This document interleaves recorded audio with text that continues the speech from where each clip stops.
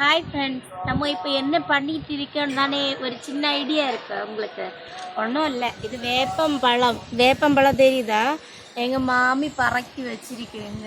எங்கள் வேப்பிலண்டு தான் இருக்கு. வேப்ப மரத்தில் உள்ள பழம் இது. இந்த முத்தை எடுத்து விற்கிறதுக்கு இப்படி எடுக்கும்.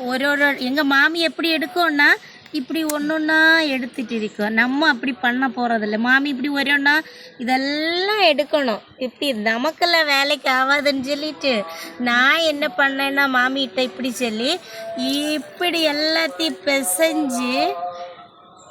பிசைஞ்சு வச்சுட்டு இதை மட்டும் இந்த தோடு இருக்குல்ல மேலே உள்ளது அப்படி பறக்கி எடுத்தால் டக்குன்னு வேலை முடியும்.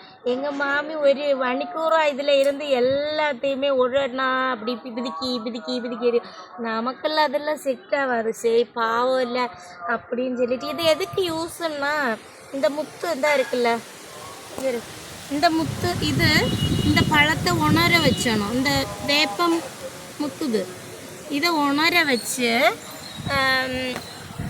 கிலோவுக்கு எவ்வளோன்னு தெரியல, கேட்கல, விற்கிறதுக்கு வேண்டிட்டு முத்து பறக்கி வச்சிருக்கோம் எங்கள் மாமி. சரியா?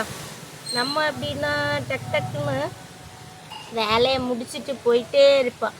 அவள் எங்கள் மாமி ஒரு தான் எடுத்துகிட்டு இருக்கு. பார்த்தீங்களா? முடிஞ்சு இது இவ்வளவும் எடுத்தாச்சா?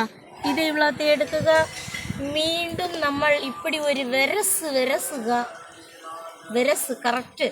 சுத்த தமிழில் வந்து வெரசுன்னா விரவு நம்ம செல்ல விரவுன்னு அப்படி ஒரு விரவிக்கும்.